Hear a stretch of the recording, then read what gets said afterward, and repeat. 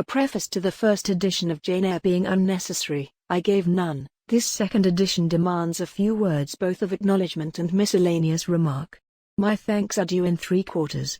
To the public, for the indulgent ear it has inclined to a plain tale with few pretensions. To the press, for the fair field its honest suffrage has opened to an obscure aspirant. To my publishers, for the aid their tact, their energy, their practical sense and frank liberality have afforded an unknown and unrecommended author. The press and the public are but vague personifications for me, and I must thank them in vague terms, but my publishers are definite. So are certain generous critics who have encouraged me as only large-hearted and high-minded men know how to encourage a struggling stranger to them, i.e., to my publishers and the select reviewers. I say cordially, gentlemen, I thank you from my heart. Having thus acknowledged what I owe those who have aided and approved me, I turn to another class, a small one, so far as I know, but not, therefore, to be overlooked. I mean the timorous or carping few who doubt the tendency of such books as Jane Eyre, in whose eyes whatever is unusual is wrong, whose ears detect in each protest against bigotry that parent of crime and insult to piety, that regent of God on earth. I would suggest to such doubters certain obvious distinctions. I would remind them of certain simple truths. Conventionality is not morality. Self-righteousness is not religion. To attack the first is not to assail the last. To pluck the mask from the face of the Pharisee, is not to lift an impious hand to the crown of thorns. These things and deeds are diametrically opposed, they are as distinct as is vice from virtue. Men too often confound them, they should not be confounded. Appearance should not be mistaken for truth. Narrow human doctrines, that only tend to elate and magnify a few, should not be substituted for the world-redeeming creed of Christ. There is, I repeated, a difference, and it is a good, and not a bad action to mark broadly and clearly the line of separation between them. The world may not like to see these ideas dissevered, for it has been accustomed to blend them, finding it convenient to make external show pass for sterling worth, to let whitewashed walls vouch for cleaned shrines.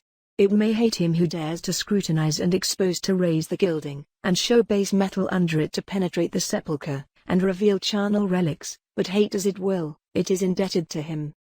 Ahab did not like Micaiah, because he never prophesied good concerning him, but evil probably he liked the sycophant son of Chanaan. Better yet might Ahab have escaped a bloody death, had he but stopped his ears to flattery, and opened them to faithful counsel.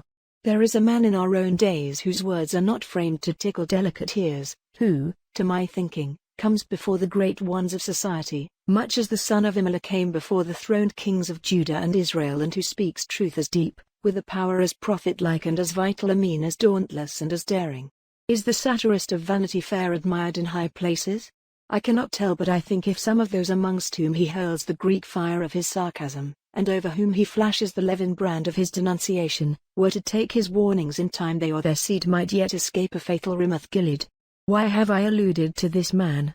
I have alluded to him, reader, because I think I see in him an intellect profounder and more unique than his contemporaries have yet recognized, because I regard him as the first social regenerator of the day, as the very master of that working corps who would restore to rectitude the warped system of things, because I think no commentator on his writings has yet found the comparison that suits him, the terms which rightly characterize his talent. They say he is like Fielding, they talk of his wit, humor, comic powers. He resembles Fielding as an eagle does a vulture. Fielding could stoop on carrion, but Thackeray never does.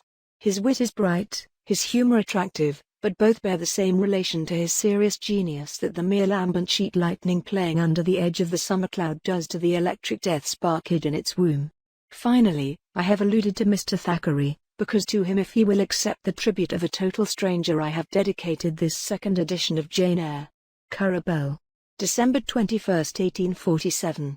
Note to the third edition: I avail myself of the opportunity which a third edition of Jane Eyre affords me, of again addressing a word to the public, to explain that my claim to the title of novelist rests on this one work alone.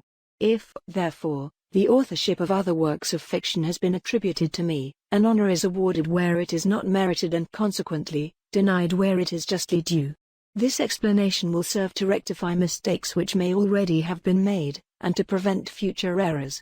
Currer Bell. April 13, 1848.